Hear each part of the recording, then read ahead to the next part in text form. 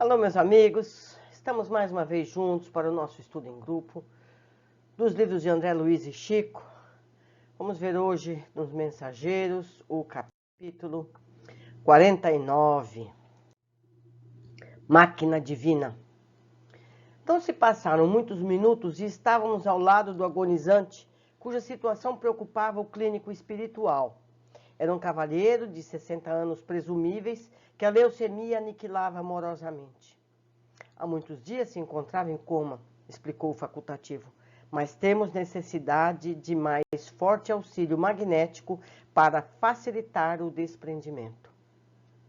No aposento, além das duas senhoras desencarnadas, a mãe do agonizante e uma parenta próxima, viam-se familiares encarnados dando mostras de grande aflição.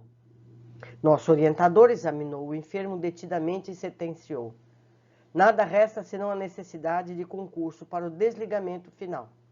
Aniceto, a seguir, recomendou observássemos o moribundo com atenção. Concentrando todas as minhas possibilidades, fixei o enfermo prestes a desencarnar. Notei com minúcias que a alma se retirava lentamente através dos pontos orgânicos insulados. Assombrado, verifiquei que, bem no centro do crânio, havia um foco de luz mortiça, candelabro aceso às ondulações brandas do vento. Enchia toda a região encefálica, despertando-me profunda admiração. A luz que você observa, disse o instrutor amigo, é a mente, cuja definição essencial não temos, por agora, conceituação humana. É muito importante esse trecho.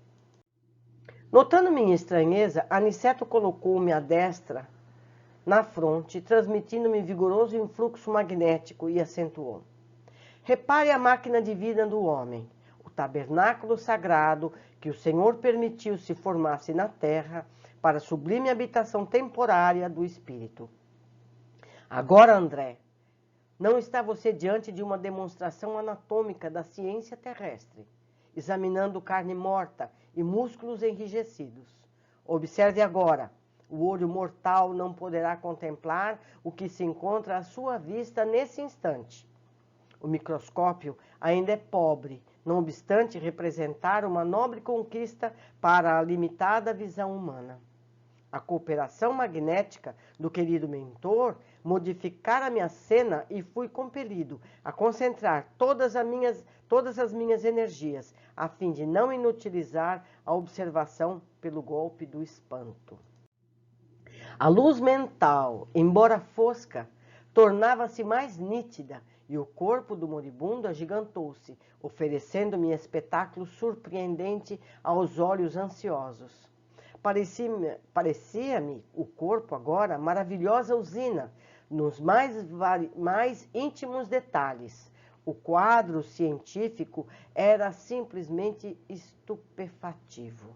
Identificava em grandes proporções os 9 sistemas de órgãos na máquina humana. O arcabouço ósseo, a musculatura, a circulação sanguínea, o aparelho de purificação do sangue, consubstanciando nos pulmões e nos rins o sistema linfático, o maquinismo digestivo, o sistema nervoso, as glândulas hormonais e os órgãos dos sentidos. Tal revelação histológica era diferente de tudo o que eu poderia sonhar nos meus trabalhos de medicina. A circulação do sangue semelhava-se a movimento de canais vitalizadores daquele pequeno mundo de ossos, carne, água e resíduos. Milhões de organismos microscópicos iam e vinham na corrente empobrecida de glóbulos vermelhos. Presenciava a passagem de formas esquisitas, à maneira de minúsculas embarcações carregadas de bactérias mortíferas. Elementos maiores da flora microbiana transformavam-se em pequeninos barcos, hospedando feras minúsculas às centenas. Invadiam todos os núcleos organizados. Os órgãos, como os pulmões, o fígado, os rins, estavam sendo assaltados irremediavelmente por incalculável quantidade de sabotadores infinitesimais. E à medida que se consolidavam os micróbios invasores em determinadas regiões celulares, alguma coisa se destacava. lentamente, da zona atacada, como se um molde sempre novo fosse expulso da forma gasta e envelhecida, reconhecendo eu desse modo que a desencarnação se operava através de processo parcial. Facultando-me ilações preciosas, reparei que algumas glândulas faziam desesperado esforço para evitar os centros invadidos determinadas proporções de hormônios, que eram incontinenti absorvidos pelos elementos letais. O plasma sanguíneo figurava-se líquido estranho e gangrenoso. Pela excessiva movimentação da onda mental, observei que o moribundo tentava readquirir a direção dos fenômenos orgânicos, mas em vão. Todos os complexos celulares atritavam-se entre si e as bactérias pareciam gozar de direito de multiplicação crescente e festiva. Estava vendo a máquina divina formada pelo molde espiritual pré-existente? Perguntou Aniceto, compreendendo minha profunda admiração. O corpo do homem encarnado é um tabernáculo e uma bênção. Nessa hecatombe angustiosa de uma existência, pôde você reparar que todos os movimentos do corpo são subordinados à administração da mente.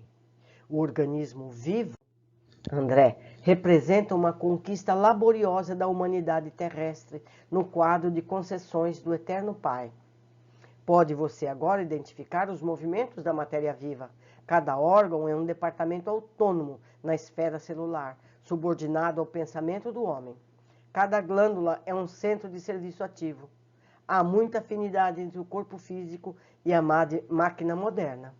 São ambos impulsionados pela carga de combustível, com a diferença de que no homem a combustão química obedece ao senso espiritual que dirige a vida organizada. É na mente que temos o governo dessa usina maravilhosa.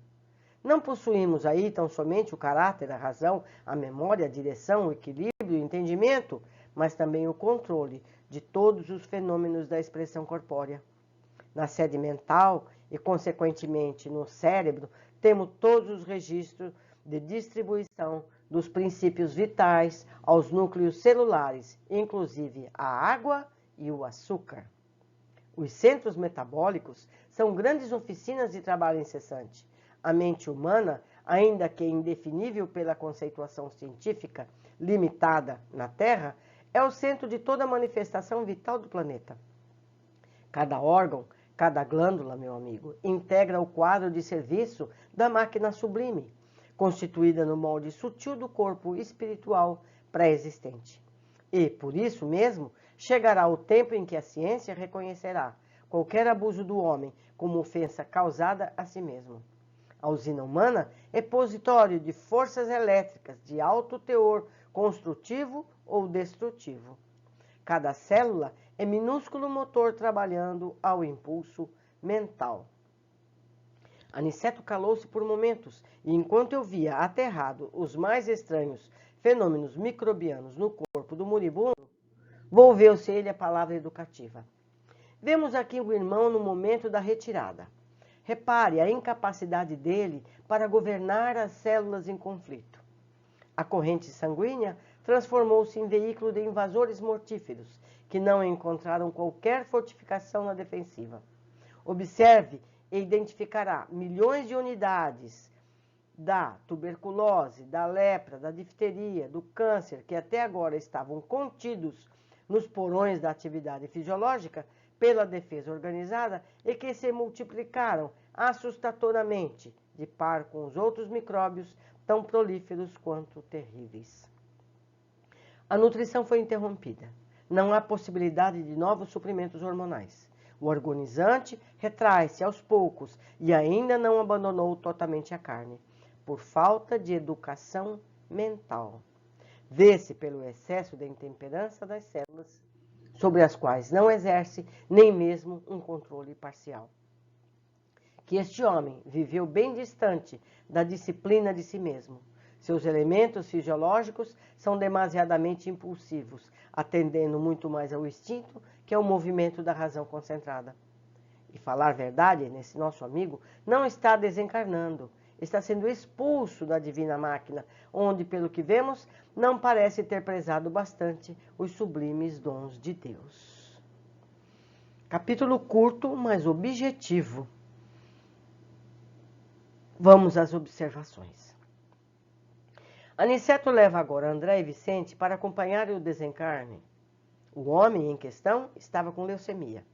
Aniceto amplia a visão de André e este pode perceber todo o sistema vital, as bactérias que competiam com a mente do homem que lutava por manter a vida. As explicações de Aniceto vão muito além de nossa capacidade de entendimento pleno, pois não temos conhecimento pleno da fisiologia, mas entendemos que o molde perispiritual que determina a forma e as funções dos corpos. André percebeu a luz no centro cerebral, sede da centelha do espírito. A mente comanda os processos vitais, mas naquele caso já não seria capaz de manter-se no corpo físico. As consequências da leucemia estavam ganhando essa luta.